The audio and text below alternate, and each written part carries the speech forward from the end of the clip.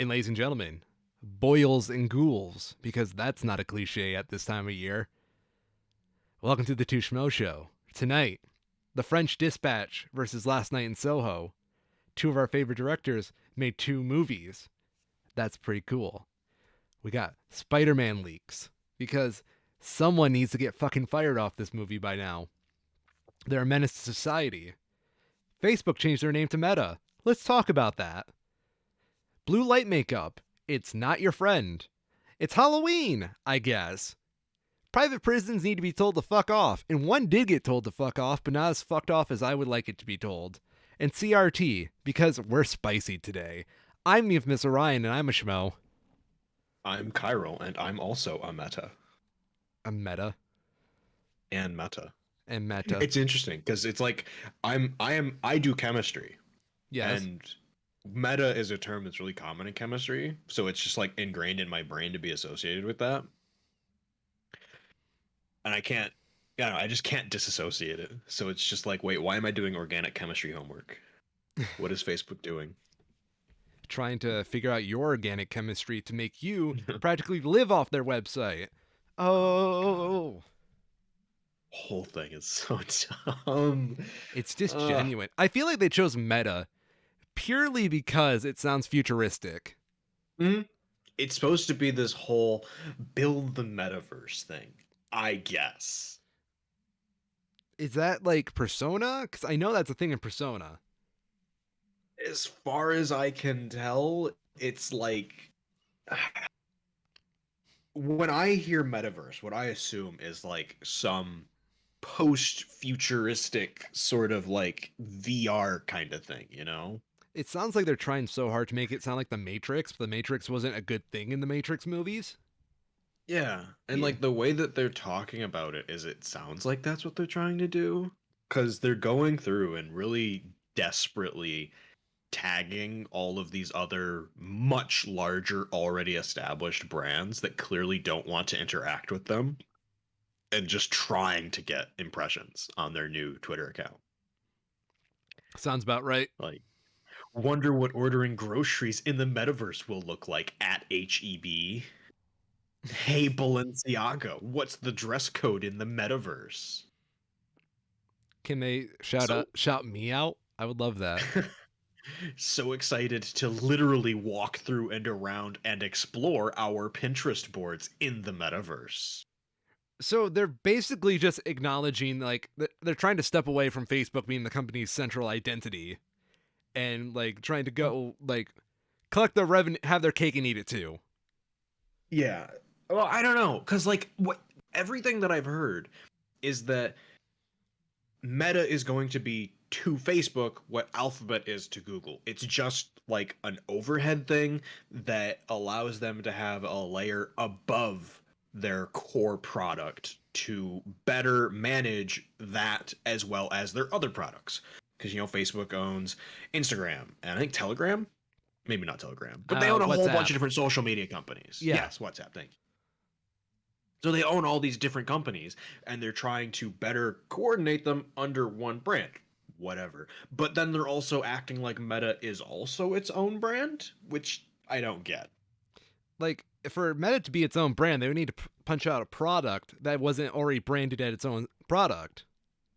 Right. Like maybe they could do like their own technology that would have all these social media apps already on it. But what's the point? Because like I don't know. yeah, It's just weird. maybe Meta just looks better on a stock ticker because there's your four letters right there. Probably. Yeah. Yeah. I would assume it's something like that. They're just trying too hard. Like big tech is trying so hard to make it sound like we're living into the future when technology is really fucking mundane when you think about it. Facebook is just a forum where you can just look at people and know who they are. Mm-hmm. Instagram is an image form where, again, you can look at people and know who they are. You're just encouraged to actually be your actual fake self rather than to establish an online persona, which, as a child of the older days in the internet, I much rather be just have my internet persona than just to be fucking racist Uncle Louie on Facebook. Mhm. The whole thing's weird Yeah, because I've seen people who talk. It seems like their announcement was just so disjointed that people don't know what the hell they're doing. Like, there's people who I've seen talk about this who are like, "Oh, so I guess they're renaming Facebook," and they're not. Facebook is still Facebook. It's going to be exactly the same as it was before. The icon on your phone isn't going to change to some new logo. It's not like a rebranding thing for the Facebook app itself to try and get around the congressional investigations that they're under or to try and push off some of the bad PR that they're dealing with. I don't know. It and then they're also trying to act like it's some new thing, and it's just not. I think they're trying to just make it look like conspiracy time right here. Mm. In case anything does come out of this congressional stuff, investigation stuff, I think they're just trying to make like an scapegoat for all the executives to get off of Facebook and still have all the power they still have, without Could necessarily be. damaging their brand for being a part of Facebook. Because let's face it, Facebook's a hellhole. It is. It has an incredible amount of toxicity that's been associated with it now. Yeah. Um, I there was this interview the BBC put up with Meta's vice president, and it's the worst fucking thing I've ever written because you can tell Meta gave them that interview and just said, "Hey, publish this," because it reads like a PR stunt. Yeah. There's no Oh yeah. there's no counter evidence. There's no interaction. Part of the reason an interview makes for a good news format. Speaking as a person who has their journalism degree right there, let me grab it real quick.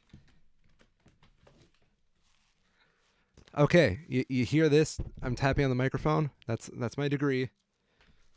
Um, Interviews are pretty cool because they allow for a little bit of bias without completely clouding the picture. Because the interviewer has to be the stand-in for the audience to receive this information. And when you look on this article the BBC put up, there's no author. You don't know who's interviewing this person. It's literally just the vice president of Facebook just putting in these nice things to say. Well, vice Yeah, president that's of pretty Meta. bad. Yeah. I've lost a lot of respect for the BBC recently, in Yeah. particular. They've always had very clear problems and biases, but it feels like in like the last year and a half, maybe 2 years, they've gotten especially bad. Yeah. Journalism in general has been getting bad. Like, again, I'm going to get real fucking mean about this, but you don't even have to be a journalist to write a journalism article anymore. It's about the business of selling opinions rather than actually Mhm. giving you a whole-hearted fact. Like, I don't know, man. It's just not fun. Not fun for me anymore. I have very negative opinions of the journalism industry. And if the journalism industry wants to prove they're not bad, hire me. Give me full salary, benefits. Be great. I'll do great on you.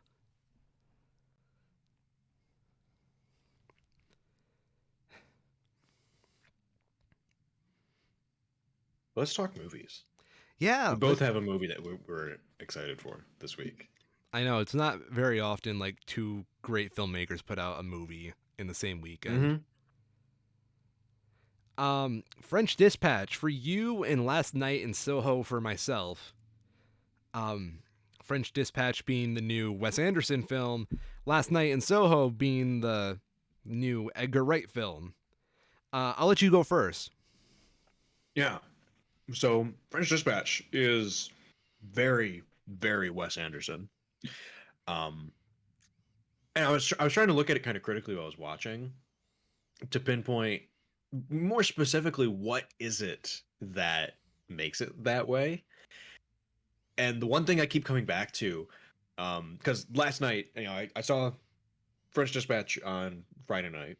Yesterday, I was working with some family and we watched one of the Harry Potter films after. So it made for a good comparison between what does a Wes Anderson film look like versus a popular film. And the Yeah. really interesting thing that I picked up on was where the camera is positioned. With very few exception, the camera is almost always positioned in a Wes Anderson film at head height. Interesting perspective there. Go on. And I never really picked up on that before, but it does a really effective job of making every shot feel naturally framed in a way that, you know, the reason that it feels so natural is because, oh yeah, it looks like you're just standing there looking at what's going on. Yeah. At the same time, it kind of falls into that uncanny valley, because film is almost never shot with so much of a static camera as Wes Anderson uses. So it also feels kind of unreal in the same way. As someone who's seen some Wes Anderson films, I do want to say static is a good way of describing his camera, but that is not an Mhm. insult to his filmography. Oh no, it's not, Yeah. because he uses it. It's a that is the reason why I enjoy it so much, is because he uses it in such a creative way. It is a static camera, but it's used in corporation with so many different things that make the scene lifelike because of what's happening in the scene rather than how the camera's moving. Yes. There's a really great scene in the start of The French Dispatch. The way that the film's broken up is it's kind of in 5 pieces. There's a sort of a little prologue, then there are 3 short stories that are told, and then an epilogue at the end of it. Okay. The first short story opens on a long shot looking down, like what I can only describe as sort of like a French or a German old town cobblestone, looking down a street. And it's a long shot of just the town waking up over about a minute. And there's so many little intricate details that all get their little like 2 seconds of spotlight. You know, a window opens and a rug gets thrown out. The shop door, the metal grating that covers the shop door pulls up and the shopkeeper walks out and starts sweeping the walk. A cat runs across the street as a man walks out of his front door. 3 gentlemen walk out the front door of their house dressed for work and walk over down the street. And it's just one thing after another after another. Probably a good 100 people in this 1 minute shot from a single static camera. And because of the position of the camera, as well as the framing of the shot and the colors that they use, it does this really great job of using the frame of the film itself for eye to thing to thing to thing without actually moving the camera. Just in a remarkable way that I don't recall seeing other filmmakers do. Good point. I will say, as someone who hasn't seen that many Wes Anderson films, and I'm not exactly like I'm Mhm. a fan, but I'm not like as big of a fan Yeah. as you. Oh yeah. What I love about Wes Anderson is his use of color. Always provocative.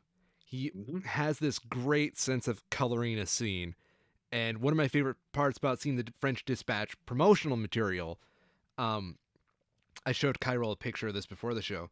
But my theater, when I went to go see last night in Soho, last night actually, had this gorgeous like French Dispatch display, and it's orange and blue for the most part. All the people are coated with like a light hue of orange, and the rest of Yes. the set is blue. And it's just gorgeous to look at just because of Mhm. that. And Most people probably wouldn't get this, but for me, it's very particularly evocative because it is the shade of blue that was used for French military uniforms up through the end of the First World War. really, So it's immediately, if you know a little bit of like that era of history, you can immediately pick out as like that sort of like pale but still vibrant baby blue is like, oh yeah, that's France in the early 1900s.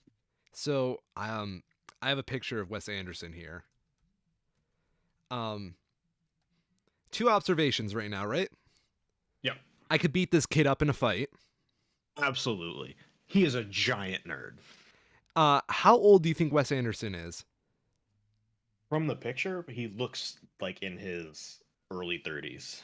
He's fucking Maybe. 52 according to his Wikipedia. What? No Yeah. way. Yeah. Dude's a fucking vampire. How did he fucking do this? Like, I want his That's secret. wild. Yeah. Yeah. Just, does making good movies make you young? Apparently. Yeah, dude. Holy crap. That's remarkable. I I would just, not have not have guessed that. I know. I still want to take him in a fight, but now I feel kind of bad Mm. for beating up an old man.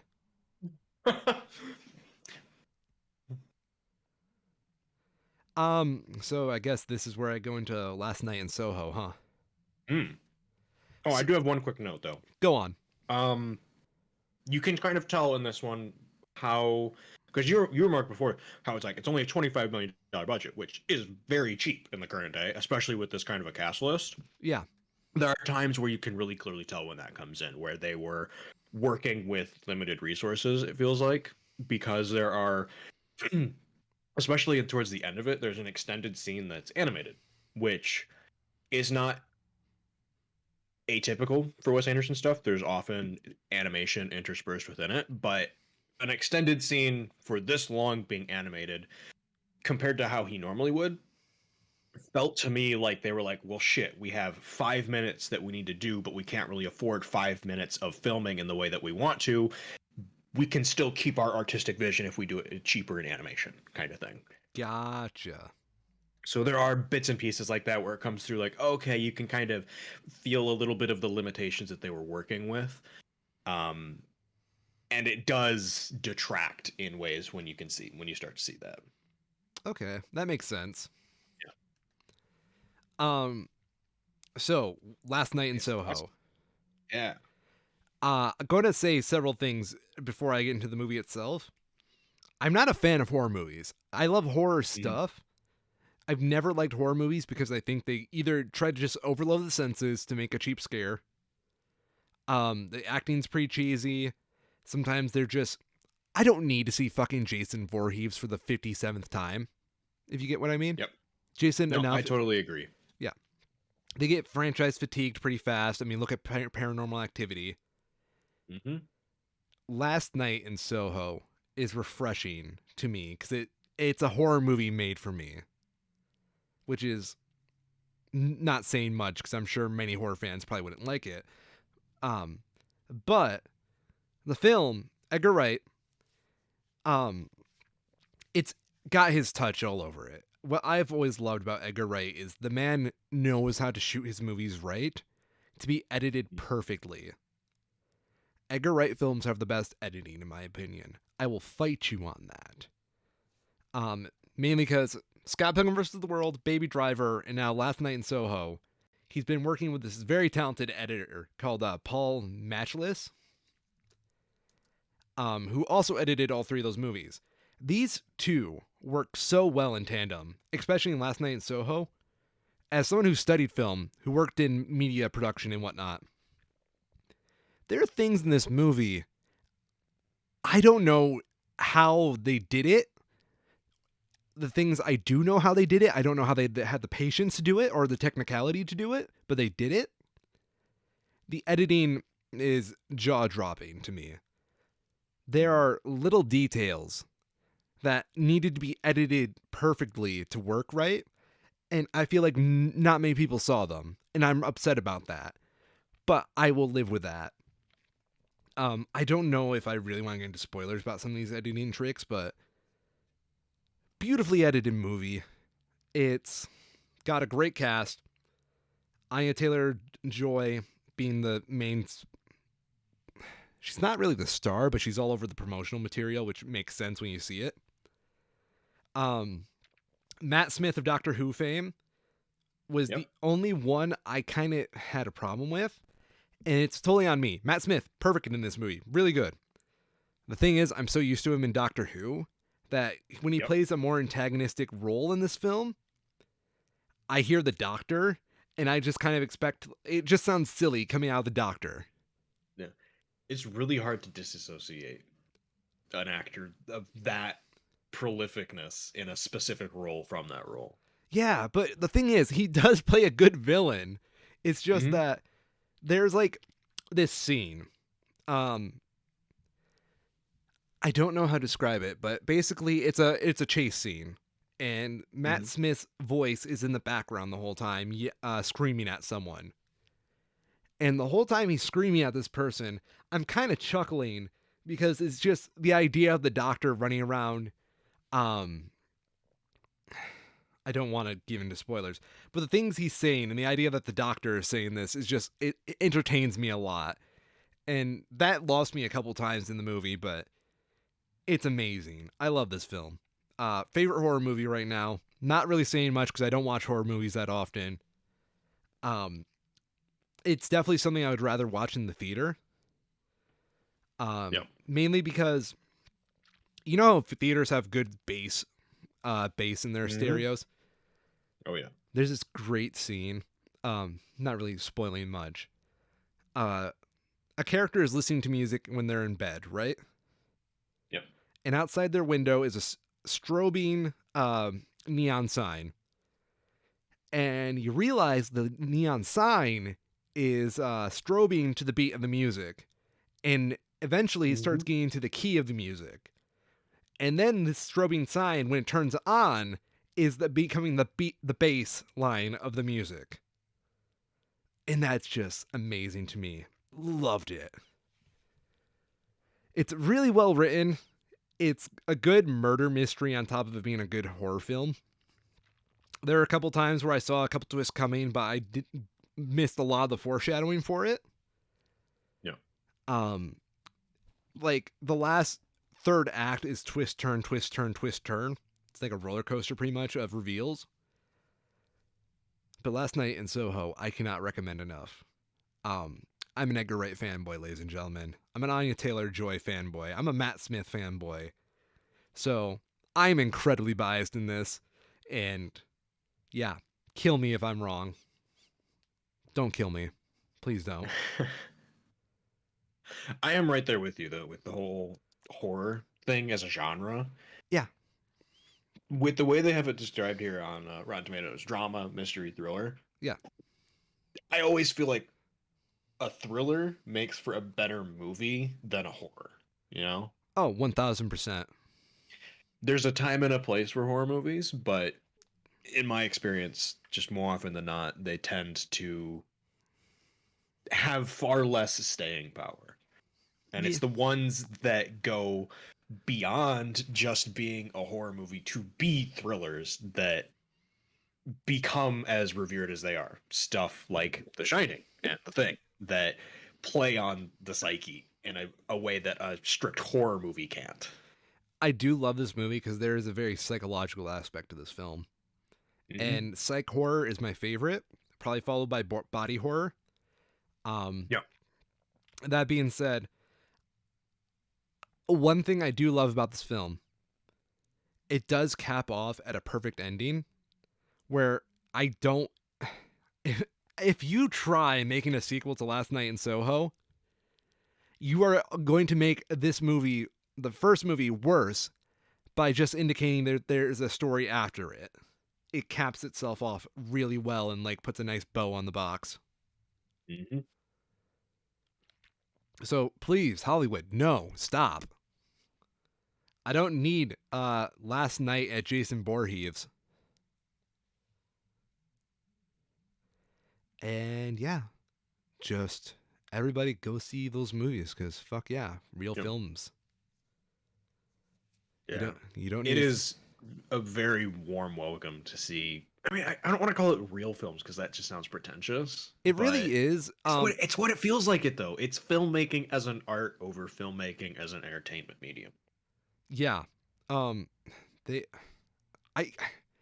I hate saying that because I think everything can be I don't know. art. It just sounds so pretentious. But I mean, that's just, I don't know.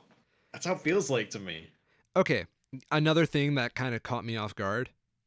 Hmm. This was like my first time going to see a movie that wasn't directly connected to a franchise for like the first time in a very long time. Hmm. So that was kind of amazing. Yeah, I'm trying to think. I think it's pretty similar for me too. Yeah, like I told you this before the podcast, but my theater only had Last Night in Soho showing at one theater, and only twice that day. Yep. Meanwhile, That was pretty similar for the French Dispatch too. meanwhile, all the Marvel movies, the Addams Family, all the family stuff, showing Mhm. like 3 theaters at a time, and they had like half an hour intervals between each showing, Yep. which I'm not upset about. Because like I understand you need to make your money, but holy crap, I'm I'm glad I went to see this during its later showing because it's like a good night movie. Hmm. I don't know. I wish movies like this would get more of a shot nowadays. Yeah. I can see this making someone very happy when it's eventually on Netflix or some streaming service. Speaking of which, are the Wes Anderson films on a streaming service? Not right away. They tend to go on like Hulu, like most Okay. things do. Yeah. I was curious. I can check real quick. I'm pretty sure. I know they go up on. I don't think they're like actually associated with any of the major platforms specifically. I guess Moonrise was on Netflix for a while. I still didn't see that. I need to fix that. Looks like Grand Budapest Hotel's on Netflix too. So. Oh shit, I need to rewatch that. I have not Mhm. seen that since that day you forced me to watch it during our freshman year in OC. Yeah. Oh wait, no, no, 2014. That's an old article. Eh.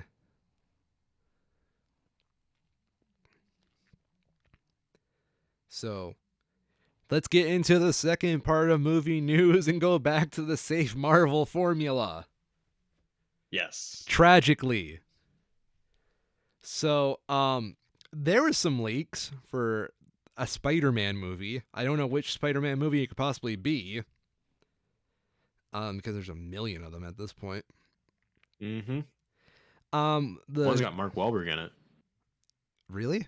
Oh, you're I'm talking joking. about fucking Uncharted. Yes. Get over it. It just looks like a Spider-Man movie. It's just Tom Holland being Tom Holland.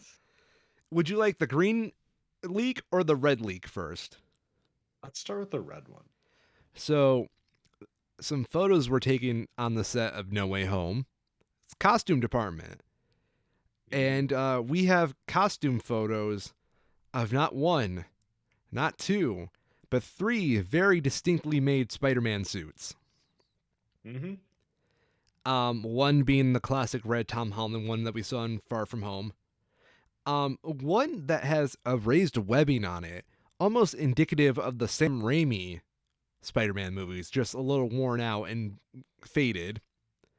And Yep. then one that looks eerily similar to the Amazing Spider Man movies, just again, Mhm. worn out and faded. What could this possibly mean? I don't know. Don't follow leaks. Yeah. I don't know. Is the other one? It just must be a weird cloth behind it. Looks like it almost has a cape. Yeah, Be weird. it does look weird, but yeah, it's just cloth. I don't know. That's one of the things that I feel like the idea of having a bunch of different Spider-Mans from the different film series sounds cool. I'm just not convinced if it like is cool. I have to see it in action. Yeah. I need to know Andrew Garfield and Tobey Maguire have chemistry with both each other and Tom Holland Yep. because these are wildly different interpretations of the same character. Yep.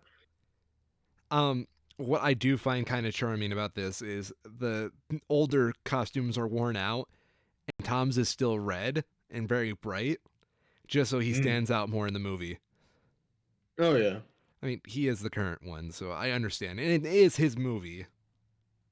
I'm sure there's probably some plot reason why they're probably not in perfect condition either. I think the current leak idea is that both of them are still Spider-Man from their original movies, just a couple years older, and that's why they're all worn out. Mm. Yeah. Which, fair enough.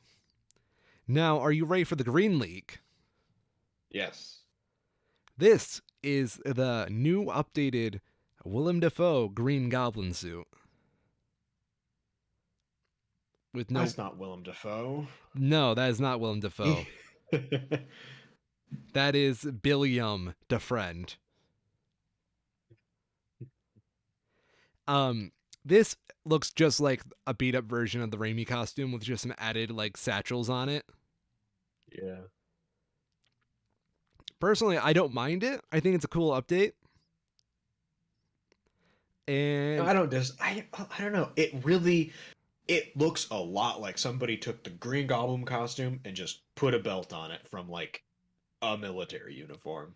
yeah, it looks really beaten up as well. Apparently, those goggles are Yeah. also going to be part of the costume.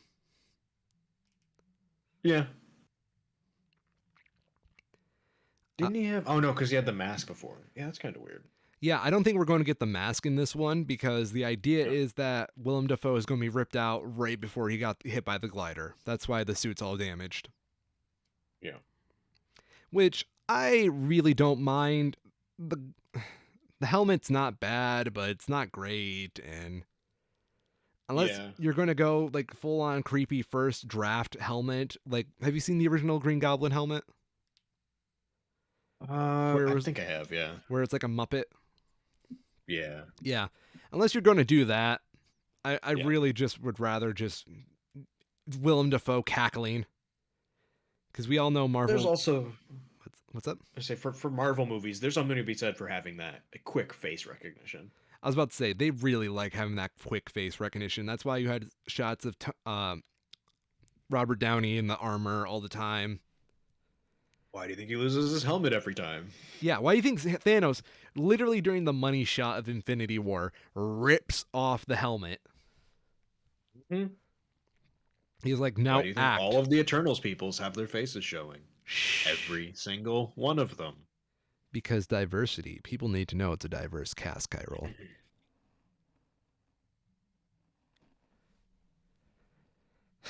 Yeah, I I don't know. It's amazing because I think the more like we get like this influx of Marvel content, the more critical I'm becoming of the movies by the day Mm-hmm. because of the oversaturation. Yep. It's getting to the weird part of it where they have to start making films based on their own merits again rather than like the immediate nostalgia hit that you get from being like, oh yeah, I recognize that guy. Oh yeah. Well, especially when they're introducing so much new stuff. You know, Speaking of so much new stuff, have you seen the Eternals Rotten Tomatoes score? 60? Yeah. Yeah. I'm I'm kind of mixed on it because from everything that I've heard, it doesn't sound like it's a perfect Marvel movie, you Okay. know? Yeah. I mean, it's not a perfect movie, right? Because it's not a perfect movie and it is a Marvel movie, all of the Marvel fanboys are either out there saying it's the worst thing ever or blindly saying it's the best thing ever still. Even though it's of course going to be somewhere in between. I was about to say, why can't it just be a movie? Yeah. I I don't fully understand people, to be honest. Like, I think it's totally cool that they're doing a movie like this to try out new things, and it doesn't need to be this big showstopper. We got it right on the first try. Mhm. I'm cool with the idea of this being like a B tier movie. Well, probably a C tier movie based off this score. You I know, think it's probably B tier. I mean, yeah. it's the one thing I've heard consistently is that it does look really good. I've heard the opposite, to be honest. Mhm. Um, I don't know. I've seen like people compare it to Kubrick movies, and I'm really excited by the idea of Stanley Kubrick being an influence on a Marvel movie. Mhm. Kubrick himself probably isn't too happy about it. Um, No, Kubrick probably was not. the first director I fell in love with, so I have some nostalgia towards that. Yeah. Eternals, though, I don't like the suits. I don't dislike them. I would have they're I have the feeling they're mostly CG. Oh, I'm aware they're mostly CG. You tell me colors like that are that dull in real life? Yeah. So I'd like have to see them in motion more, but I'm not like immediately against them, you know? Yeah. I also, and this is something we've been talking about the whole time with this movie's promotion and whatnot, getting there. Mm-hmm. You're introducing so many characters, Mm-hmm. and I'm not gonna lie, they could try Power Rangering this so that they're all a different colored costume. But when you muddy up the costume, there's like a million different characters. How Yeah. am I supposed to be able to look at a character for a split second and not and recognize them in this film? Because that's a big thing with action. You gotta be able to know who you're looking at, like if the scene is moving too fast. Mm-hmm. Yep.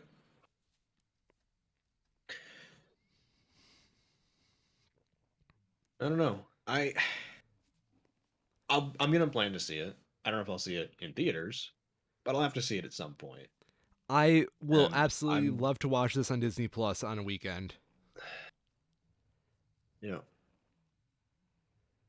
I'm not at all sold on it, but I'm not as negative as I've seen others. Yeah, I mean, I can't be negative on a Because, movie I haven't seen. like, I mean, like, we have seen in the past that Marvel Studios can do this well.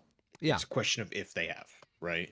yeah, It's not like this is some unknown thing where brand new company is trying to do this incredibly way out of their league kind of thing, but it is a lot.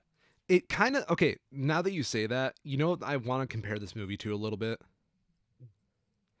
Justice League, and I'm not talking like the original, like the Snyder cut.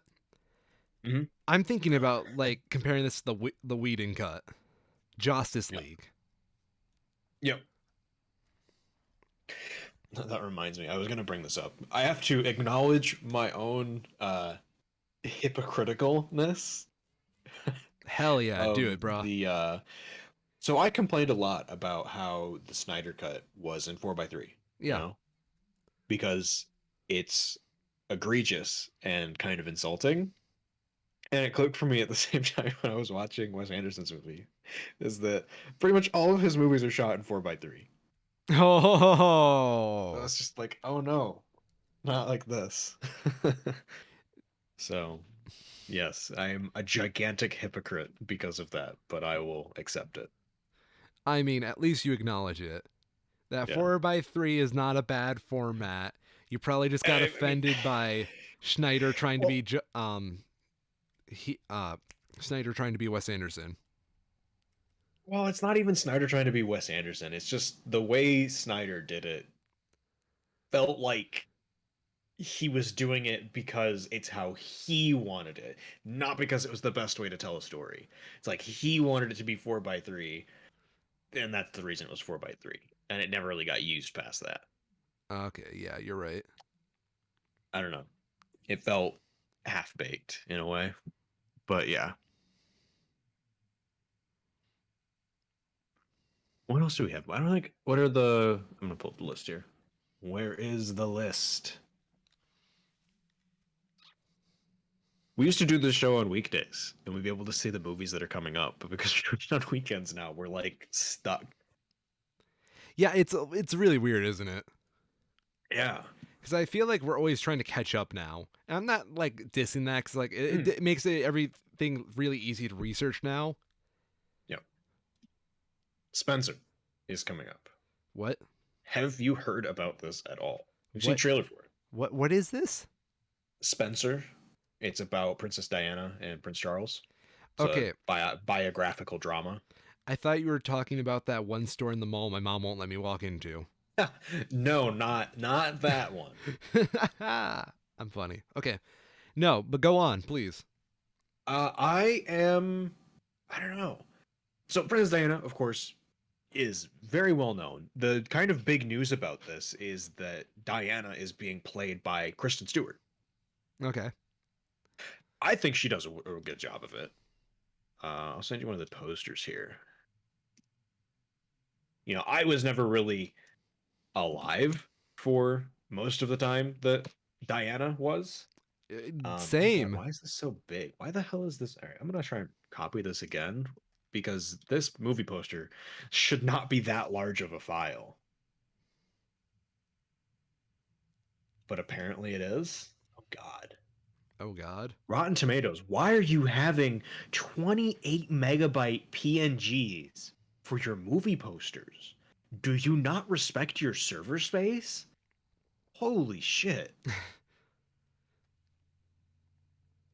Like, I have pretty good internet, Yeah. and it is struggling to upload this to Discord right now. I'm just waiting. Yeah, it'll be a sec. It's going. Let's see. How long are we doing this now? We're at 40 minutes. We got like an hour 20 at the Yeah. most. I believe in it. So it's sent now. Oh, there It's we in the go. ether. Yeah. Christian Stewart, eh? Mm-hmm. I know nothing about Princess Diana, so I'm just kind of looking at this. Mm-hmm. If you were to just give this to me and not tell me it was about Princess Diana, I thought it would be about some art school chick that was trying to um, transition to a man based off this poster and title. Mm-hmm. But that's just me. That's just kind of how Kristen Stewart's cheekbones are, though. Ouch. That's I mean, rude. she just has the pronounced cheekbones that are more prototypically masculine. Mm. Hmm. That Hmm. is just how physical features of the face work. Yes, yes, yes. Apologize to Christian Stewart. She acted in Twilight for your sins. I thought that was my punishment. No, she did that for your sins. She is a Christ-like figure based off our observations.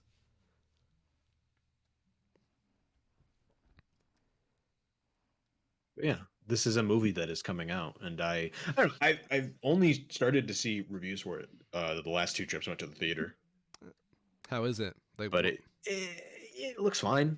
You yeah, know, if you're the kind of person who is interested in the sort of royalty focused biographic type things, same way as like the Queen. Um, I really like it from what I can tell. It seems well made. So, mhm. you just mentioned the Royals, and now I'm just getting all upsetty spaghetti Why is that? because the Royals suck. I mean, they do, but Was Diana a good Royal? That's what I want to know. I mean, she didn't really have from everything. I don't know that much either, but everything I've heard would say yes. I'd hope so. I mean, her death was, of course, a great tragedy. Was it now? I mean, it was. Do two I mean, buildings now because fall? now I don't think that that's necessarily a comparison that needs to be made. I'm really just trying to get us in fucking trouble right now. Let's talk about Elon Musk and why the hell his profile picture on Twitter looks so much like a penis. Wait, what? I just kind of like clocked this. Like, wait a minute, why? What is it with these hyper billionaires and them having their spacecraft look like dicks? I just want to know, like, what is the British 911? Um, 1776. Damn! Slay 'em! King! Perfect! Britain's has a much longer history than the U.S. Yeah, you're not wrong. Probably something a long time ago. But wasn't it in the UK with the there was a bombing at Ariana Grande concert? Maybe? I'm not sure. Pretty sure there was. Yes, Manchester Arena suicide bombing, which is not quite on the same scale, but that is recent.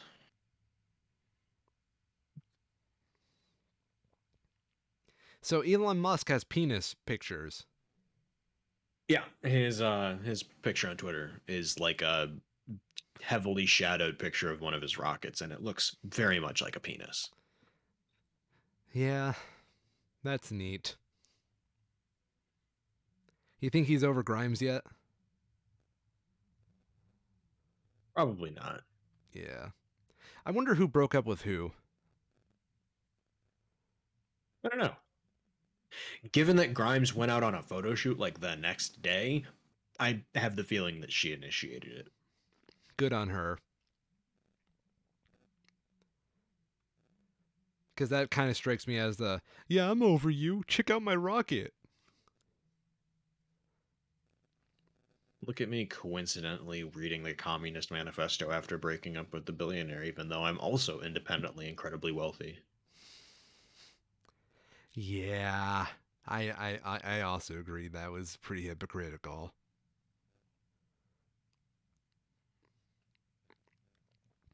All I'm saying is if you don't have to cook your own food for like the rest of your life, you kind of just need to admit you won and just give it all to charity at that point. Mm-hmm.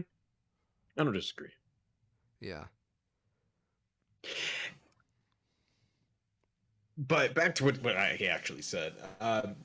The U.S. lawmakers are, of course, trying to pass the Build Back Better bill as well as other pieces of their agendas in the current climate.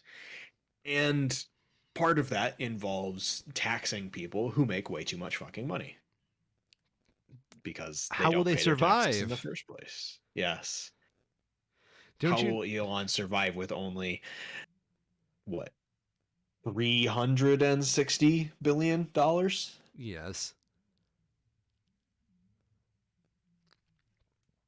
How?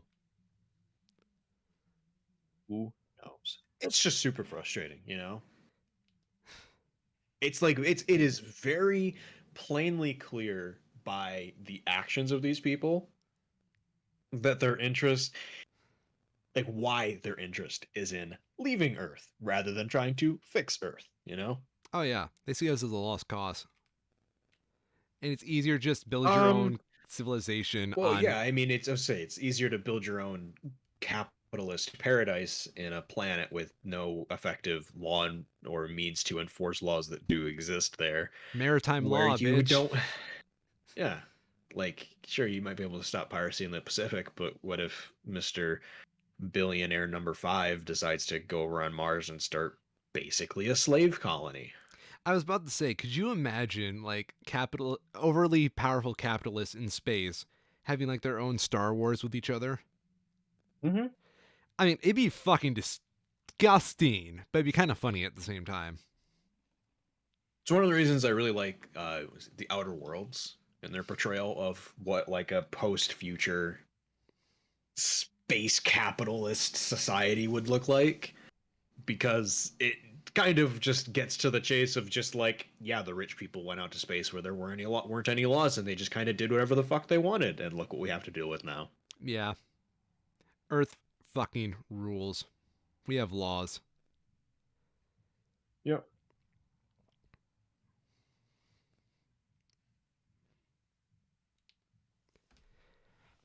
That's a scary thought to think of, though. People trying to buy their way out of the law. Mm-hmm.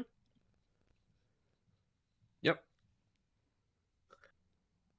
Speaking of, Oh no. so this is kind of, we're gonna do the private prisons thing, Oh no. because it's good to see these fuckers get dinged, but it's not nearly enough. And the exceptions to the rules that had to happen for this to become a problem that even made it to a court case are kind of part of the problem, right? No. So this was a court case of a private prison that included detained immigrants working at this private prison who were paid $1 a day for their labor in the prison. One Big news this dollar a week. whole day? Yes, $1 per day. $1 a day, ladies and gentlemen. Imagine the gumballs you can buy with that. Apparently, they were also allegedly paid in candy. No fucking way. It's what the articles say, No, you. I, but I haven't actually like seen enough of that to really elaborate on it. yeah, I was about to say, that was a stupid fucking joke on my part. I better not see people getting paid in candy in my Yeah. country. Um, this made its way up to the court cases because people sued because, you know, would you know, $1 a day is less than minimum wage, But Kyril, and they sued for lost wages. if private prisons had to pay full wages for full work done in their prisons, how are they going to bribe judges to sell them other like prisoners so they can have a more elite Hmm. workforce at their place? Yep. That's not how slavery works, Kyril. In this case, though, they were ordered to pay $17 million in back pay to these prisoners, Okay. which is good, Is that $2 an hour? objectively good, at the minimum wage in the state they were in. That's what it works out to. Okay. They were forced to back pay for the rate of the hours worked compared to minimum wage in that state. I wonder whose prison this So it's was. good. It was in the run by the GEO Group, which runs the Northwest Ice Processing Center in Tacoma, Washington. I'm going to see if I can try find out who owns this prison. Can you GEO Group. I don't know what that Geo means, but that's what it is. Geo? Oh, look at that. Thank you very much. Okay, let me dig into Mhm. this. Yep. But the exceptions to the rule that made this ruling even possible are part of the problem with this, because in the state of Washington, state prisons that are private prisons don't have to abide by minimum wage laws.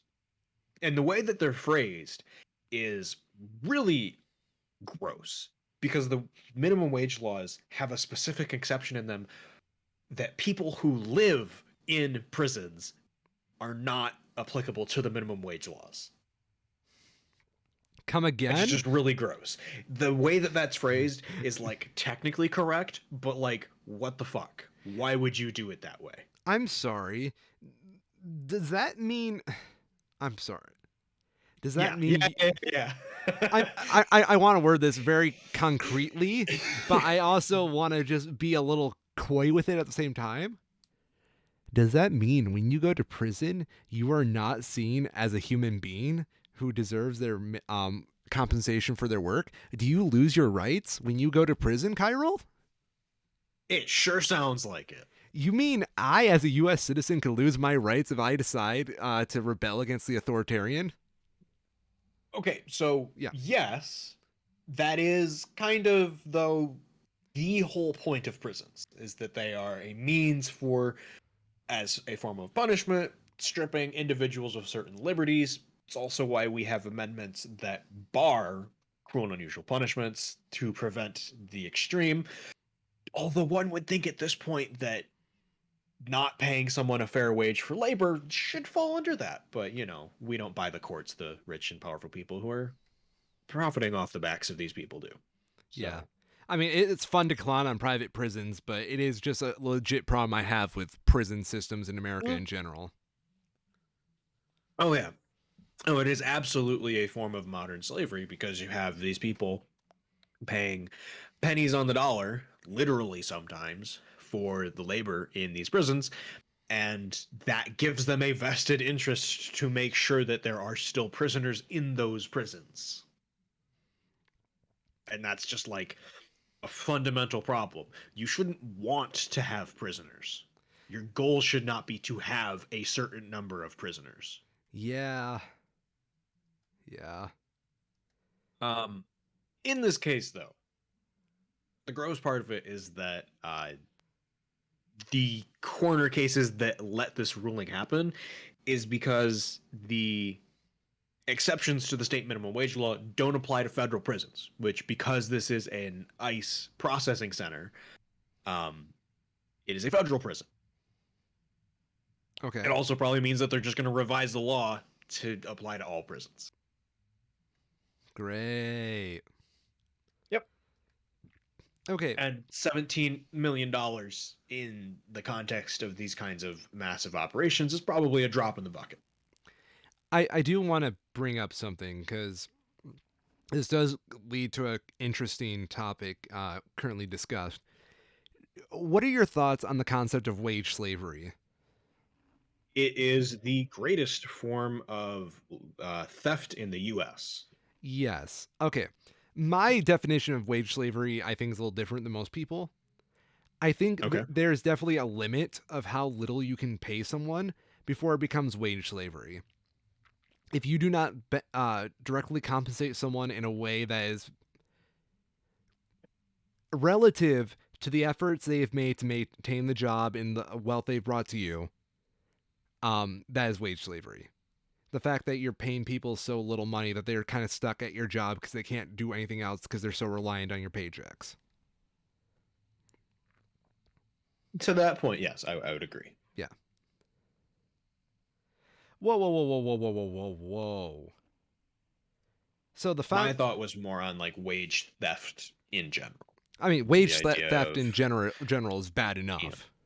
unpaid overtime, unpaid benefits, Yeah, no, cutting corners by, tens or hundreds of dollars per person, amplified by thousands or tens of thousands of people. yeah. In my eyes, there's wage theft leads to slavery. Yes.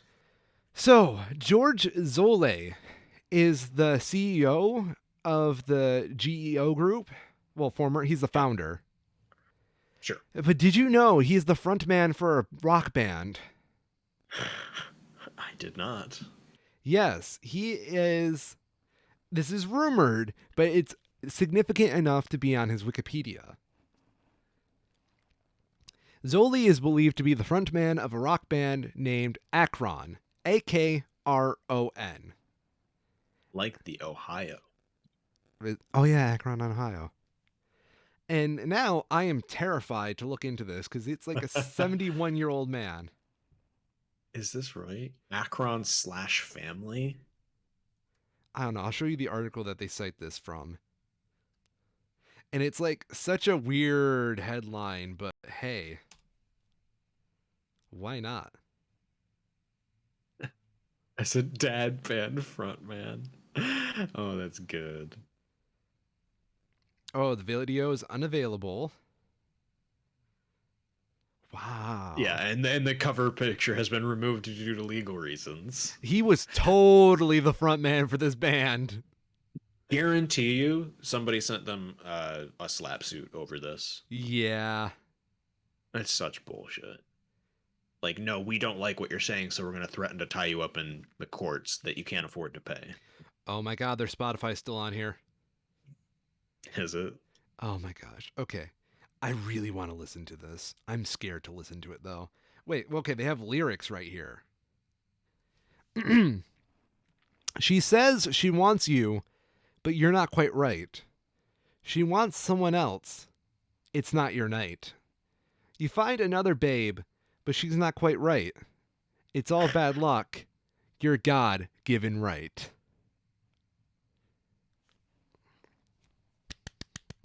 Fucking masterful. Wonderful. Oh, there's more. I may have had a little much to drink. It's pretty easy when you stop to think of what could happen when you don't care about your life going anywhere. That's slam poetry, my dude. Mm-hmm. Who knew a powerful former CEO who started one of the worst institutes in America? Okay, that's too much bias. Who knew a powerful former CEO who has the second largest private prison institutes under his belt in America could write such fire lyrics?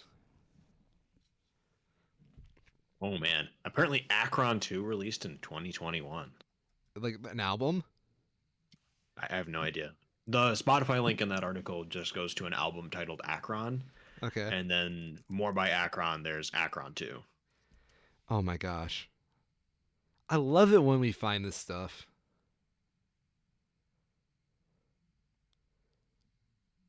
Okay, I'm gonna dig further. I mean, it's all just very 80s generic. Is it? I can't play the music, unfortunately, because I know he will fucking Yeah. copyright us. Oh, I think I found their AllMusic page, perhaps? No. That's his artist from Akron, Ohio.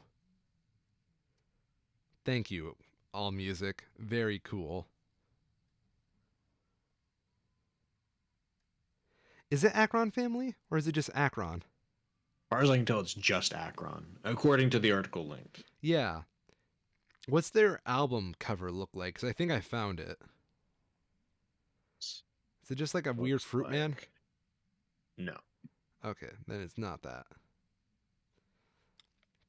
I am very scared to go on Spotify because I do not want us getting copyrighted. Yep. Um, or sign a cease and desist. Yeah. Okay, it's muted. Let's look here. Is that really their. Okay, I allegedly. allegedly, yes. All this is alleged, by the way. Like just skipping through like a couple of tracks here. Yeah, All I can say is that it sounds like their lead guitar is competent. Everything else is fine. they have a second album. Wow. It's literally just the same cover art Yeah. from the first album. Yeah. Do they have no shame? Wow. Does it tell who worked on the album? No, it does not. Damn. Yeah. It's all super boring. Is it? That's sad. Very, like, what do they call it? Dad rock? Dad band frontman? Yeah. That is exactly what I would expect. Well, All of these images have been removed due to legal reasons. I love this rabbit hole. I think this is where we're going to have to leave Akron, but yo, fire lyrics. Either way. My God, Freddie Salem, a guitarist and singer, hired to play on Akron's album. Oh, so the only guy who sounds half competent was paid to be on the album. He's a I session love it. musician. That's amazing. Freddie Salem, a guitarist and singer, hired to play on Akron's album, and at the performance told me the frontman had introduced himself as George Christopher and never said anything about being a CEO. Christopher is Zoli's middle name. The album cover for Akron that Zoli trademarked notes that the songs were written and composed by G. Christopher. I've been unable to find any websites or performances for another Florida musician named George Christopher. Hmm. Because apparently the guy owns the copyright for the album cover. That's hilarious. You want to copyright that album cover? Apparently you can't anymore because they already did. I'm just saying he wanted to. That's a spicy opinion. Oh yeah. I mean, so like the guy clearly has some connection to it. Yeah. Or one of his. So he registered a company called Icarus Productions in 2012 under his own name. Icarus registered a trademark for a band named Akron, Okay. including the Akron logo, which is presumably the album cover. Hey, you know what I can say? I pull off the do-it-yourself musician better than him. Yes. Thank you. 100%. Thank you. Hey, George, if you ever just want to have like a music battle, I'm game. Be fun. I strongly believe you'd kick his ass. Thank you. Well, I'm just fucking talented. I don't know about you, but Yeah. your observations, having lived with me for like 3 years, I'd hope you know I'm just fucking talented. Mm-hmm.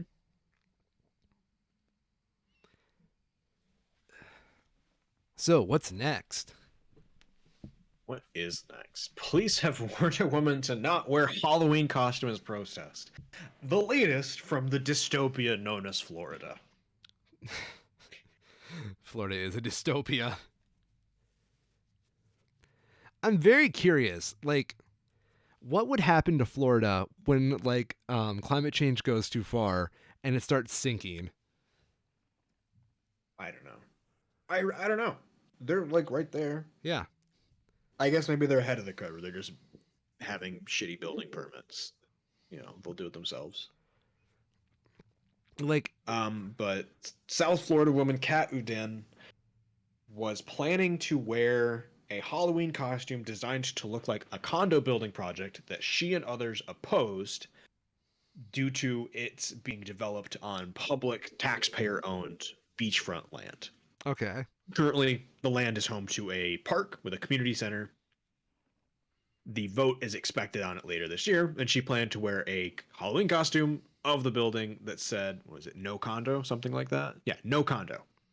And she was apparently told by officers that if she wore the costume to the city of Hollywood, Florida, I guess, Holly Weird Halloween block party on Saturday night, it would be considered a planned protest march and a permit would be required. Who do you think owns the police right now in Florida? Whoever the hell their governor is, I remember his name, but he's a piece of shit. I was just joking that the It condo is, owner probably had influence on oh, that. yeah. It is remarkable how much flagrant violation of the law is happening by Florida law enforcement. Yeah, Because wasn't like it? that's clearly not how any of that works. She could probably take a lawsuit to them. If they try to do anything, yeah. Yeah, I mean, realistically, at this point, if a actual legitimate police officer told her that she was not allowed to do that because she would need a permit, that is probably enough for some sort of a suit in violation of her First Amendment rights. yeah. I mean, that's just terrible. Yeah, very reminiscent to not quite the same degree, but similar to the data scientist that was had her house raided. I believe she was arrested at some point over her releasing the actual numbers of COVID cases in Florida as the pandemic was at its peak. Hmm. I forgot about that, to be honest. Yeah, it's just how Florida police operate, I guess. Yeah, you know, gotta make the governor look good. I really worry about some states.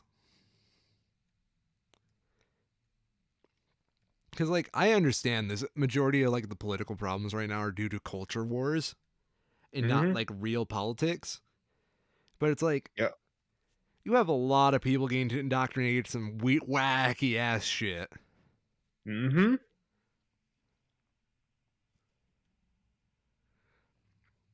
I mean, Yeah.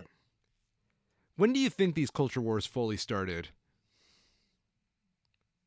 How long do you want to go back? The Let's, answer is yes. yes. There's these, Since culture. I was about to say, there's these two guys named Hamilton and Jefferson. Really didn't like each other. God. No, I mean, what is it? Didn't someone release an album called Culture too? No, I don't know. Maybe. Migos, yeah. Oh. I was gonna make a joke about that, but I don't know enough to make that joke. I meant more like uh, thousands and thousands of years ago. You know? Oh, yeah. When Org and Goog said the wheel or fire was like the best invention ever. Yep. And then Goog started a fake news campaign in order to slander his opponent for the next 10 years and have him eventually run into poverty and put into a debtor's jail. I'm really shocked there's not more slander and libel like lawsuits going on based off how calculated some of these disinformation campaigns are. Well, who are you going to sue? Right? I mean, very Most of it comes from outside the country. yeah. And that is a good legal loophole. Mm-hmm.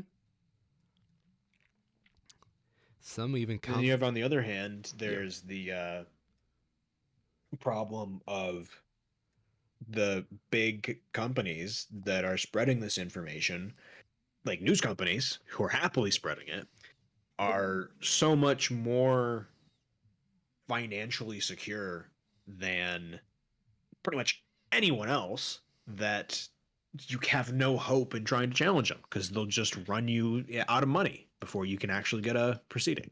Yeah. Like the only way to properly attack some of these disinformation campaigns is to attack the advertisers that prop them up.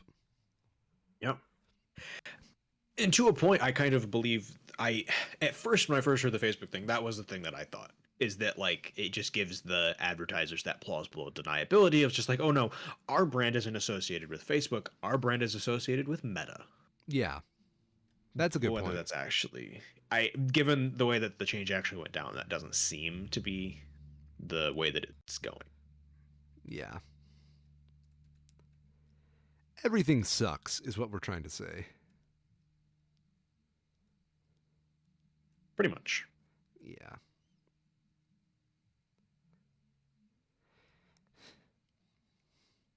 But good on you, Florida woman, for taking an interest in active politics in your area and actually trying to do something about it. Hmm. Yeah, I mean, it's just such a. It's so dumb. It's so dumb that the police think they can get away with that kind of shit. Isn't it? Yeah, and they probably will. You know, because an individual doesn't have the time to go to court over something like that, so they'll just keep trying to intimidate people. Mm-hmm. And then you have police unions, which have been stacking up dollars for a long time just in case of lawsuits like that. I'm not saying I'm against police unions. I'm just saying that they do have some incredible non civilian resources. And I think I'm going to clarify this a little bit. I'm never fully against anybody as much as I'm just always very present of like some differences in power and authority between little old me and big old so and so. Realistically, unions in a capitalist society, unions should not be involved directly with the government like they are. Yeah. If you are a civil servant, like a police officer, I really don't think you should be a member of a police union because that's just kind of wrong. That's Well, not how it should work. I'm also worried that, like, I do recognize, like, policing's very hard. And, like, I do think officers need more resources for better ways of handling that stress than to just get a whole bunch of paranoid people who are, like, stuck in a very difficult job together. Does that make sense? Yeah. Oh yeah. I am trying to be very sympathetic to the police because just Well, because I've it's been friends with. ACAB. What's that? ACAB, right? ACAB? All cops are bastards. Oh, damn, dude. I I want to believe that. I want to believe that there are good cops and it's just some bad cops that are fucking everything up, but I firmly believe that if you see some shit happening as a person and you don't agree with it, you should do something. And that doesn't stop when you become a cop. Oh, yeah. Agree. And we're not seeing that. They're more than happy to coddle each other and go along with whatever the narrative that they're trying to follow is. My main worry is policing becoming a cult. Mm-hmm. That's We're already there. yeah, it is. Yeah. Speaking of cults, Damn. let's talk about this critical race theory stuff. 'Cause I think this is important. Yeah, I agree. And it needs more. There needs to be more stuff on the internet actually knowledgeable about what the hell they're talking about for it. Because the right wing media news has completely spun it into something that it is absolutely not. Please go ahead. So earlier this week, Carlos Maza, a former writer editor for Vox News, who is now working independently, put out an excellent video that I highly recommend called Critical Race Theory and Moral Panic. It's about an hour long. It's well worth your time. It is going to be far more informative than we'll be able to do in this short period. But we'll do what we can. We'll give you the what's the word I'm looking We'll for? give you the spark notes. Spark note. I was going to say abridged, but Spark Notes is better. Yeah, same idea, right? Yeah.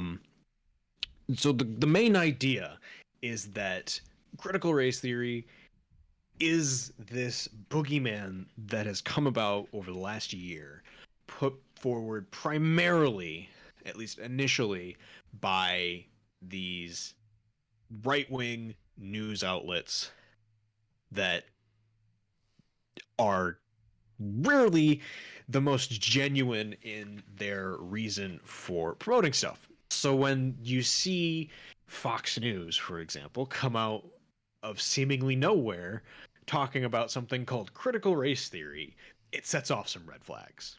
Mm-hmm. But what is What CRT, Kyril? And that's the question, right?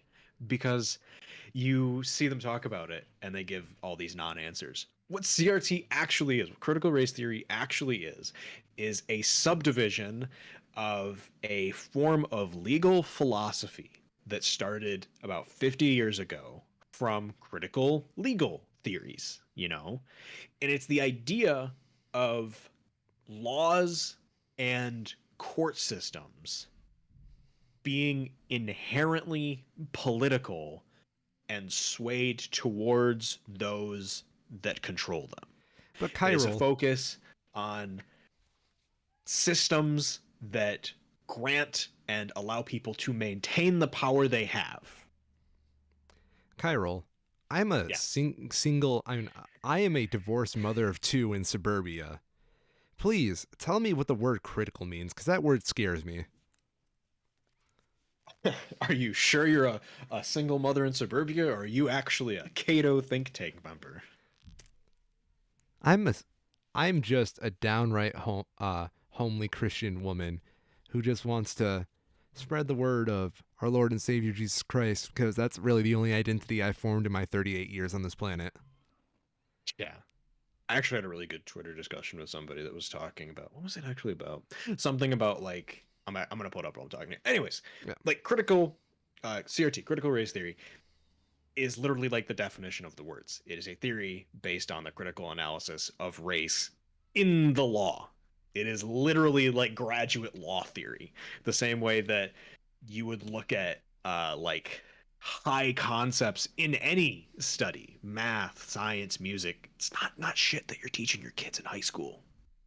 I don't know, Kyrol, because my kids are pretty smart, and I don't know about those politicians trying to influence my kids' education.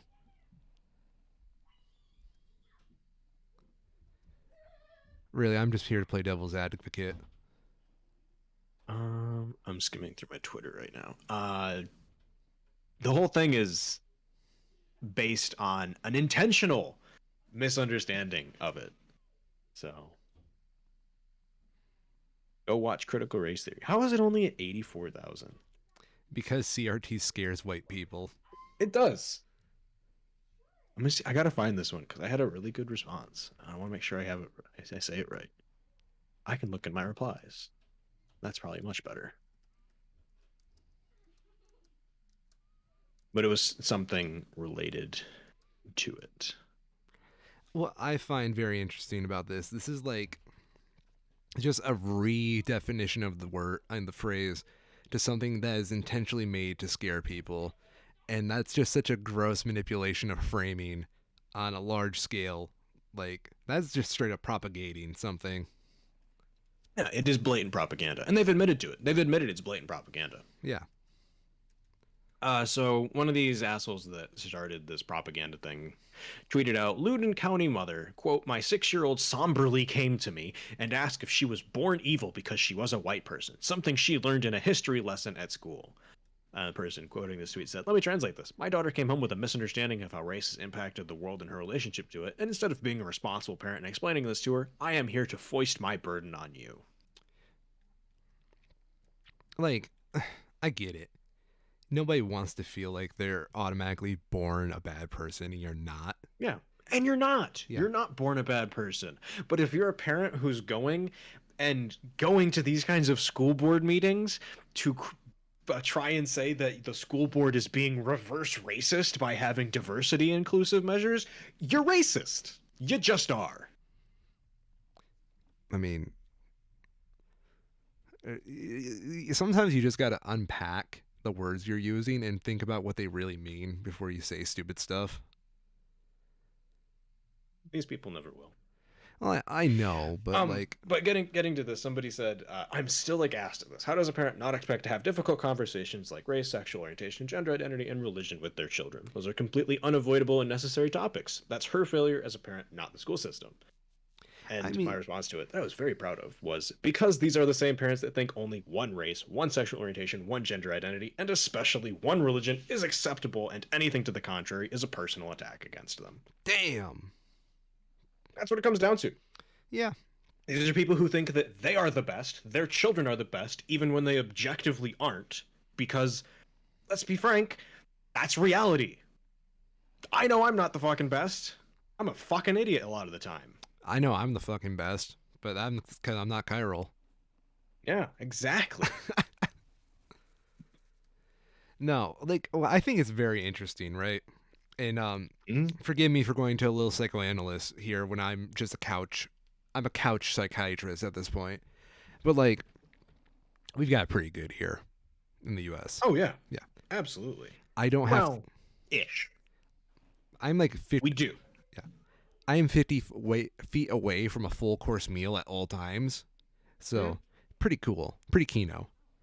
yeah. And when we have like all of our like the hierarchy of need, you know that? Oh yeah. Yeah. We have like pretty much everything on there except for esteem and self-actualization. And Mm-hmm. for whatever reason, I think we have the worst problem getting like actual esteem and self actualization in this country. Like Yep. psychologically, those two things are never met because what people take for like a substitution to esteem is just an extension of love and belonging, where they just think that because of like how they are raised to believe things, that can be their esteem, and then they can get a little closer to the actual self actualization of forming their own identity.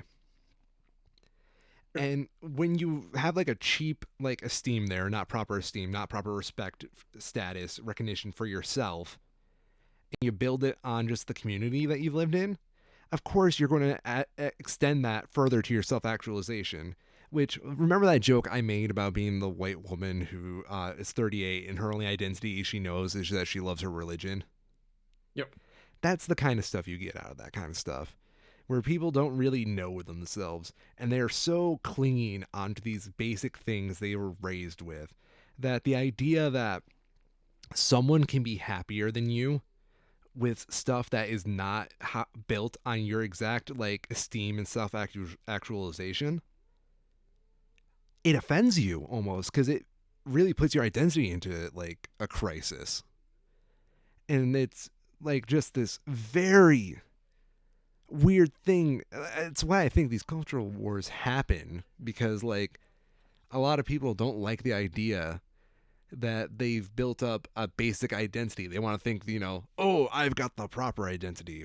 Everybody else is happy this way. And it's like, that's why I think there's like, we have generations like the millennial generation, Gen Z, who have been taught to be a little more critical of some of these basic things. That's why they're slipping into depression, because it's very hard to build up this esteem and self actualization when the only examples you have are based off like these other ways that may not exactly be the healthiest.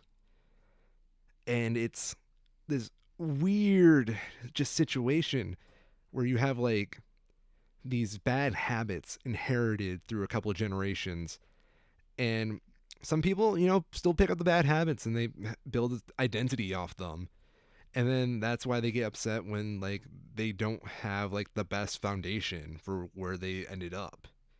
It's why you see a lot of people freak out over things that like aren't necessarily in their safety bubble.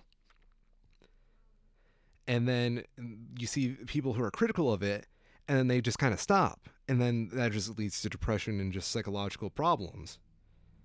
That's my theory on this whole situation anyway. Yeah, to a point. Yeah. My the problem that I have with it is where there are individuals who have a vested interest in making sure it stays that way. Oh yeah, no, exactly. I think it does need to be challenged because all systems need to be challenged. Yep. And that's where the current discussions on critical race theory tend to come in, is that this is another way to cause fear and panic among individuals like that works towards keeping people divided, keeping the current status quo in place, and making sure that meaningful change doesn't happen. Yeah, and I mean, unfortunately, times do cause change, and I'm not saying Yeah. everybody needs to change. I'm just saying that, of course, things are getting shaky because we are changing, and we're not going to always be the same people as like our grandparents. No, of course not. Yeah. And honestly, you should just be happy with assembling your own identity based off the world that you're around rather than trying to force a static identity um, that you've seen work for people in the past. Hmm. The meaning of life is to becoming, ladies and gentlemen, and that's your choice how you choose Yes. to interpret that. I'm gonna cap this off by tweeting out a link to the video in question. Oh, the Go watch it, people. it's Just do it. yeah, It's an hour. It's not that long. Educate yourselves. educate yourselves. It is a pretty good as a Mhm. media guy who with the degree I've mentioned several times already. Um, Yes. I absolutely adore the journalism of it, of like pointing out how this came into be, like the little specific ladder steps it came, becoming a hot topic issue. Hmm. It's beautiful.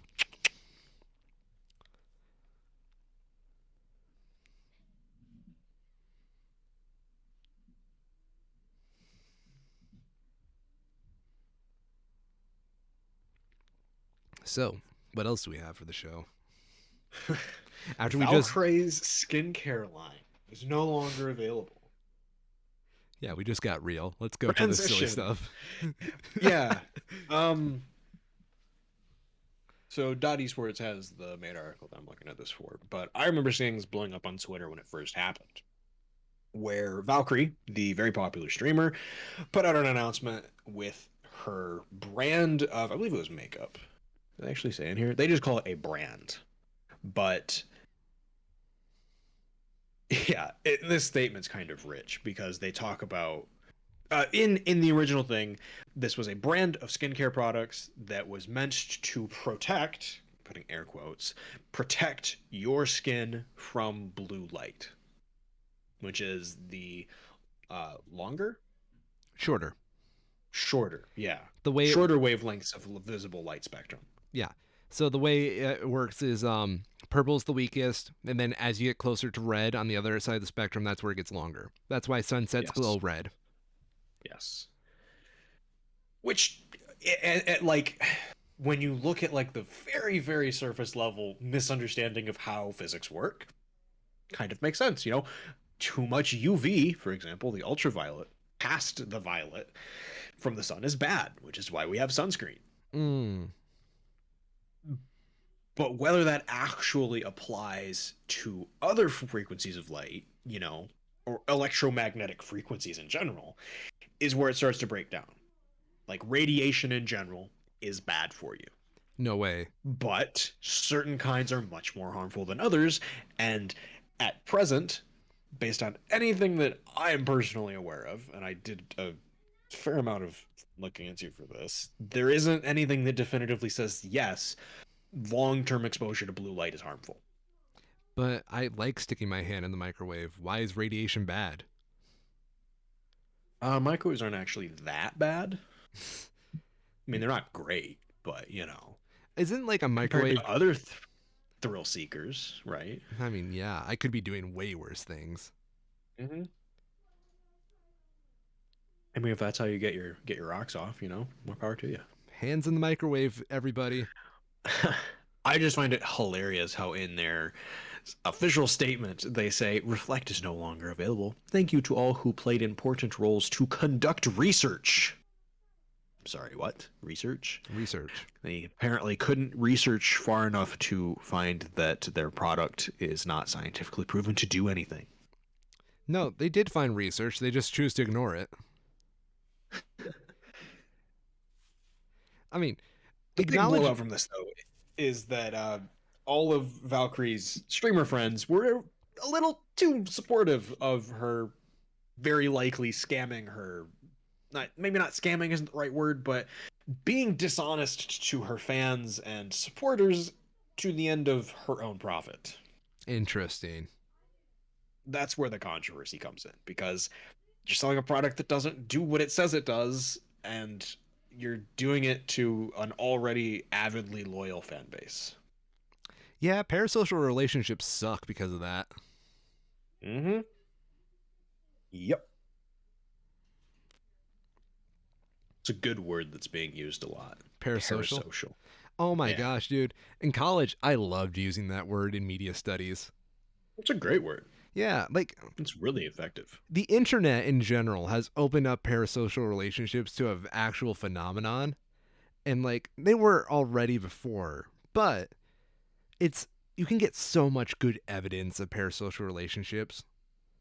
Mm-hmm. Like all you have to do is go see a BTS like tweet, look at all the Oh comments yeah. in English. There's your parasocial relationships. Yep. Do you think you have any parasocial relationships? Uh, Probably Yeah. You to a see, point. I'm a sick. It's kind of hard not to, because to a point, the way that social media is constructed is to have that happen, because that's how you effectively engage someone. Yeah. I'm one of those sick freaks who wants to expand the definition of parasocial relationships. Mm-hmm. I want to expand it to like the opposite of other than just hyper fixation. I think hyperfixation in a negative context as well should constitute a parasocial relationship. Right. Like Well, I mean, everybody, what? if you're a streamer, to a point, like, you don't want hyperfixation, but you do want to initiate the feeling of a social Environment. activity Yeah. without actually being social. You physically can't do it if you have even 100 people watching your stream, right? You may be one person speaking to 100, but in order to keep that 100 engaged, you want to do it in a way that feels like you are speaking to all of them individually. Oh, totally, dude. Yeah, that's like a great way of putting it. It's kind of like the Yeah, model that OnlyFans is built on. kind of. Yeah. So it's not surprising that this happens. It's by design, and it's probably not all unhealthy, because in a digital world, having, I don't know. No, no, go on. I think you're on the It's track it's there. like, I'm trying to get the right words for it. I'll go into this because I've done a lot of thinking on this in Hmm. college. I think parasocial relationships are fine in the context of you have actual relationships in your life Yes. because what separates a parasocial relationship from an actual relationship is real simple. We've been doing it this whole time. We've been generating feedback between each other this whole time. Yes. A parasocial Yes. relationship sucks at getting feedback. And that's why you Yep. can create these hyperfixations and echo chambers around a person on parasocial relationships. It's very because sometimes the person doesn't even know you exist. Yep. And for you to break that and to try and establishing an actual relationship, that's really hard. Because Hmm. when you start creating the feedback loop in there where anything can happen, it's scary. You know, Yes. um, you know what's actually a great example of it, despite it being a shitty movie? Hmm. Amazing Spider-Man 2. Hmm. Electro in Yep. that movie has a parasocial relationship with Spider-Man.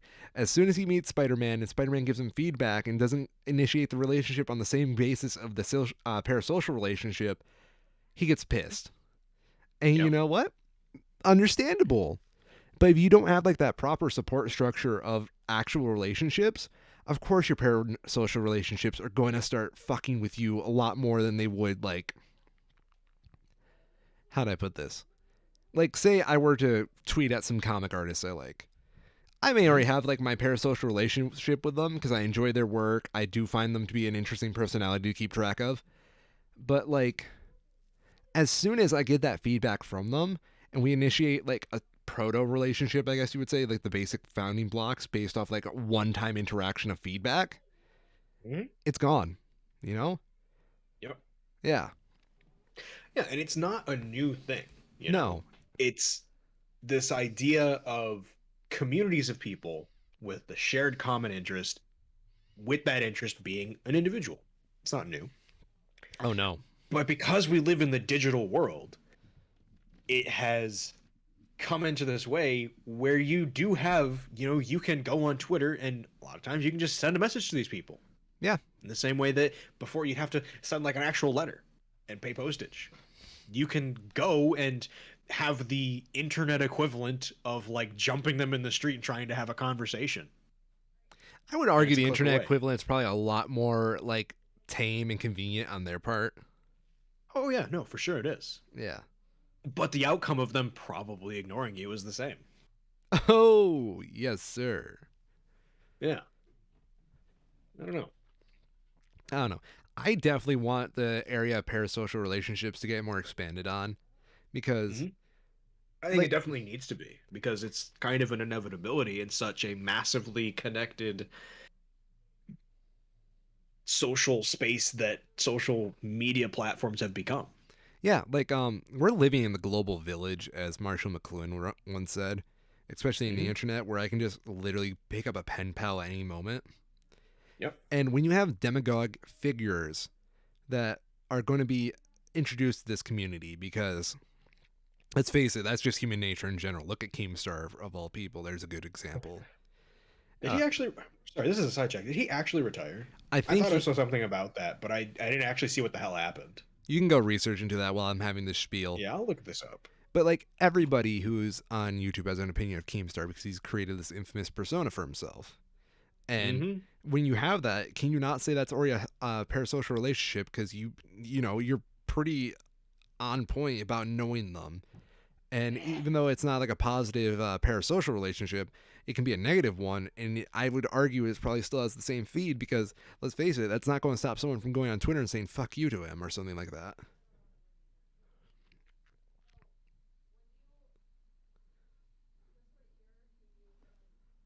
So Keemstar is retiring. Oh, cool. Fuck that guy. Looks like, yeah, seriously. Damn, I wanted us to Um, get on Drama Alert. Do you think someone's going to pick I'm that up? yeah, that's what it sounds like. It says that Oh, he's moving on from hosting Drama Alert, but it sounds like the actual show itself will go on without him. yo. I hope he gets Alex Jones. I want him to get Alex Jones. Alex Jones would be perfect for it. He has set his final date as March 8th. So thank Interesting. God. Fuck Keemstar. The end of an era, ladies and gentlemen. Yeah, it really is. I watched a like I don't know what you call it, like a YouTube documentary about iDubbbz the other day. Just Okay. talking about all that and how what do they call it? The Cancer Crew. It's like the Zoomer Rat Pack, the Cancer Crew. Um, Talking about how all of their careers have changed so much and diverted from what they were, including the people that they criticized and talked about. Yeah. You know, like you can look at like fucking H3H3 even is doing something wildly different than they were doing 5 years ago, 5, 10 years ago. Again, the times are changing, as Bob Yeah. Dylan once wrote. You can't just make cringy stuff and saying slurs on YouTube anymore. What a shame. Who would have seen this coming? I'm sad. It really was a interesting time to be on the internet in those years. It was like the point where the internet was like popular enough that it was in everybody's homes, Yeah. but Yeah. like big companies still didn't know how they wanted to approach it. Mm-hmm. And like, Was very much a wild west kind of thing. oh, it wasn't the true Wild West of the internet. I would argue that's like No, no, it wasn't. But I mean, it was more like I don't know, like the gold rush era, the gold I guess rush you era. could That's say. perfect. That's what I You was know, there's thinking. little villages popped up everywhere, but there's, still a way that you can kind of get out in the wilderness and strike it out on your own before everything got all into modernization. Modernity. It's funny because we did just kind of skip right to modernity on the internet. There's like Oh yeah. no romantic period. There was like no classical. Okay, there was a classical era, but I don't know. It makes me very scared once we get to postmodern internet. Well, I'd Mhm. argue we're still there. Certain parts of the internet are postmodern. Yes.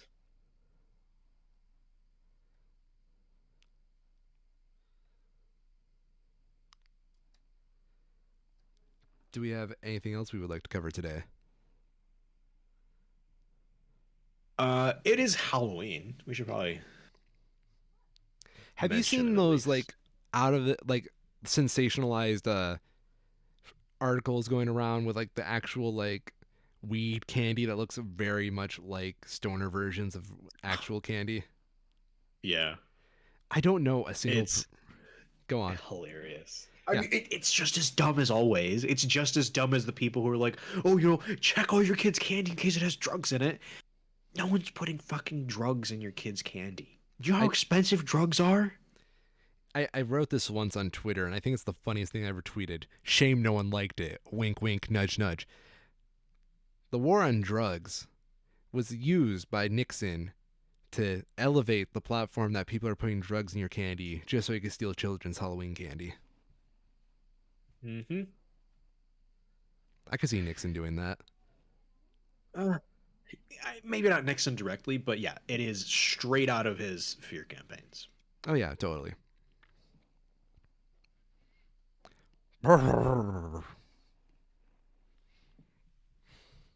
That was my Nixon impression, trying to do the jowls. Mm. Do you have a Halloween costume this year? Yeah, I am. Actually, you know what? I can't do my usual Halloween costume. No. No, I was gonna say I'm an underemployed genius, but now I'm making decent money, so I really don't want to complain about it. Yeah.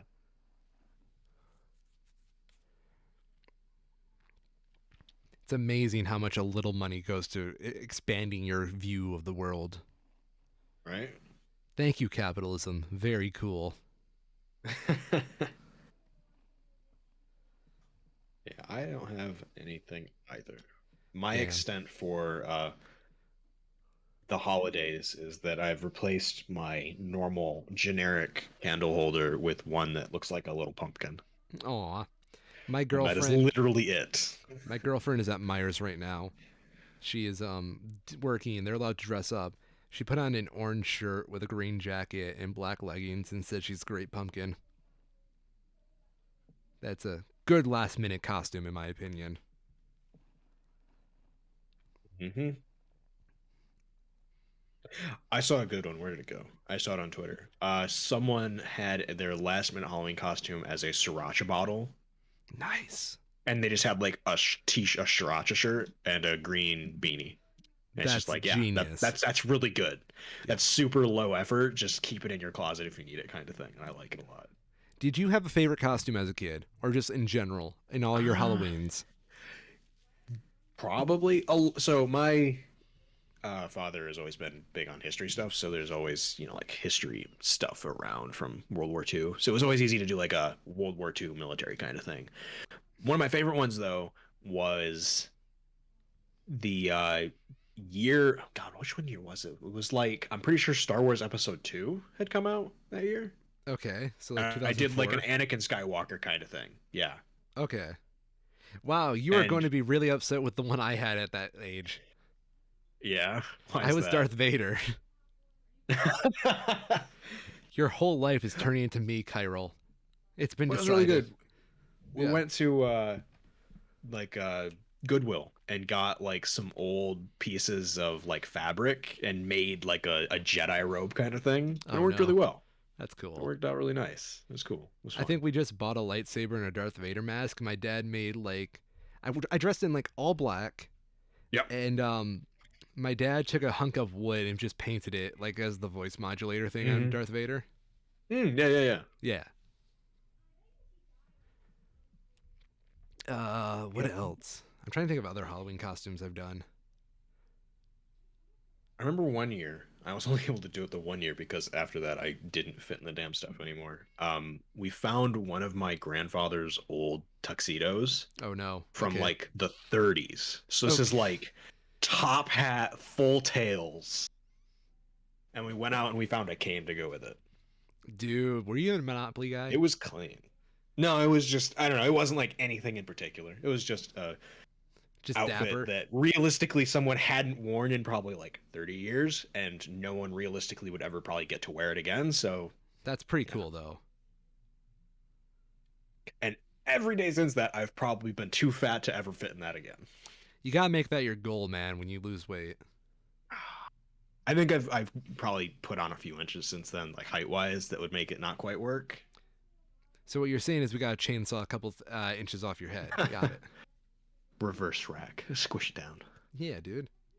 We gotta take like one of those Looney Tune Acme pianos and just drop it on your head. Mm-hmm. I do have a little bit of an X-rated Halloween costume story. Oh yeah. Oh yeah, this one comes from my mother and stepfather.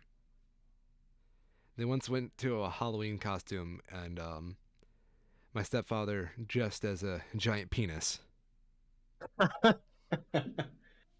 So himself, presumably.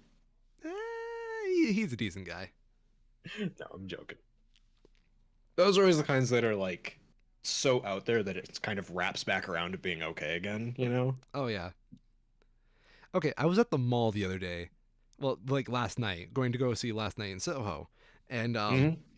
we passed by like a Foot Locker, and all the employees were like dressed up in the mall. It was kind of cool.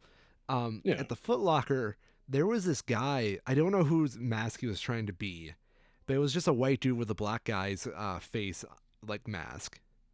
And I was just kind of weirded out by that. I'm like, man, that's really pushing it. Oh, speaking of parasocial relationships, I follow quite a few of the casters for Rainbow Six Pro League. Yes. One of them is working on a was it Lady Dimitrex, whatever it is, from the Resident Evil newest Oh, game. vampire waifu. Yeah, the tall one. Yeah. It's been amazing seeing their posts about like having to wear 20 kilos of silicone for it. There's not been any pictures yet, but I'm eagerly awaiting to see how this costume turned out because they've been posting about it for like months now as they've been getting ready. Simp. Yes. Their most recent pictures, they're apparently at a party and they found a cat. So I relate to that heavily. Oh, really?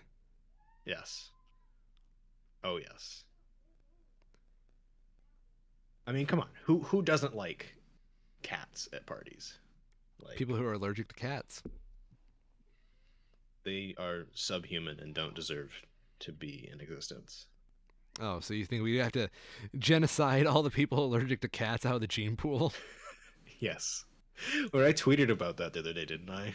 What? Genociding one of people? the one of the artists there's been a big thing in like artist Twitter about big creators versus small creators and the algorithm. Um and one of them tweeted out if I this is one of the bigger creators, if I was the Twitter algorithm, everyone's feed would be 25% art, 15% politics, 10% random science facts, and 50% cats and art featuring cats. Love it. That is like perfect Twitter. Where do I sign up? I don't know about you, but my Twitter is basically just gimmick accounts. I try not to follow gimmick accounts because I know it'll like plug up the stuff. I enjoy seeing other people like and retweet gimmick accounts, but it's kind of like the how Reddit filters out the stuff from 4chan and Twitter, you know? I want Oh, someone yeah. else to sift through the trenches for me. Dang. It's like that pipeline meme. Yes, exactly.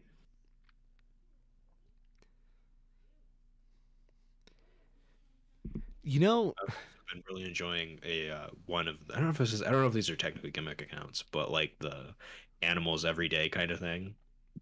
yes. One of them I follow is low poly animals. Yes, you I don't know got if me following that one, by the way. Yes, the low poly floppa. I love it. Let's see. I follow the official Popeye account because it tweeted out a Yeah. comic and said touch grass, which was kind of It is amazing. it is wild. I didn't think Popeye was still a thing. Yeah, in this account, it's in character, which is kind of hilarious.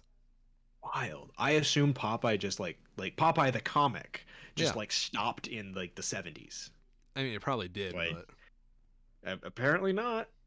No, they're still going with it. Meverse. I follow old Meverse post, which Mm. top top tier right there. Musical instruments daily. Hmm. I'm following Danny DeVito, and I didn't even know I followed Danny DeVito. I mean, Um, you could do worse for sure. oh yeah, I think he just made like one fire tweet one day, and I'm like, yeah, why not? Hell yeah.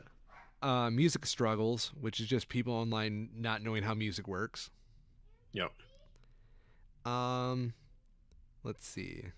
Gimmick accounts. Ancient memes, dark stock photos, Simpsons production art, the Library of Congress. Music notation is beautiful, composers doing normal shit. Um, I think that's it. Oh, influencers in the wild. Have you ever heard that one? No. Cannot That's I recommend. can imagine. Look this up. It's literally videos of people trying to be influencers out in public and just them doing outrageous shit in front of regular people. Yep. Mudkip propaganda because my muddy Oh yes. buddy. Can you send me that one? What, Mudkip propaganda? Oh, influencers in the wild, their tweets are protected? What? What? Maybe this is like the wrong account? Maybe? I don't know. Here, I'll put one of their tweets in the chat. Yeah. Only approved followers can request access. That's what it's telling me. That's But really weird. It must be wrong account. I'm sure there's like. I need this Mudkip propaganda as well, though. Oh, darn. Okay. Yeah, that's a different one for sure. Yeah, I only follow the blue checkmark accounts, thank you very much, because I'm a normie. Mudkip propaganda, where are you? Yeah, don't do this. That's an understatement. Yeah, I sent him a video of a model on the Oh Berlin. my god. What? Instagram model's father passed away and she did a photo shoot with the casket. That's gross. Yeah, dude. Welcome to, influencers in the wild. Oh, cursed Yeah. commercials. I also follow no context Xbox Live messages. Mhm. That's hilarious. Where's my Mudkip propaganda? Oh, Connoisseur of Combat, which is a pretty good one if you want to see people just get their ass kicked in street fights. Mhm. And McDojo Life, which is if you want to see people like try to propagate like a whole bunch of fake martial arts. That's good. Here's a tweet for Mudkip propaganda. Don't say I never did anything for you. Happy Halloween.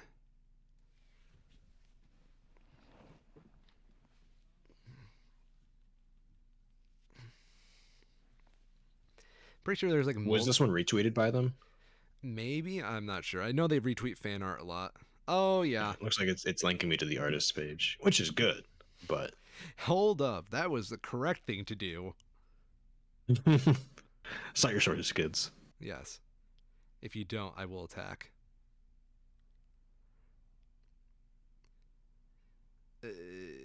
Skip this guy. Okay, here it is. An actual tweet by them in this day and age.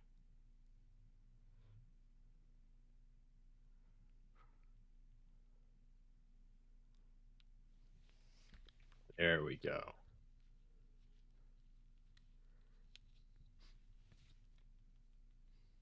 We did it.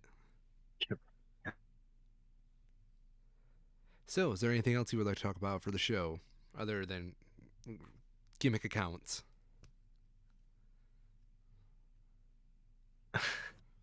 No. No? I'm just What's wrong? I think he's dead. Okay.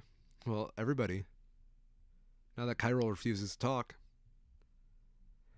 I'm the infamous Orion, and I've been a Schmo. I either really lost him or he's just really, really attached to this bit. But safe Halloween, everybody. Go find some drugs.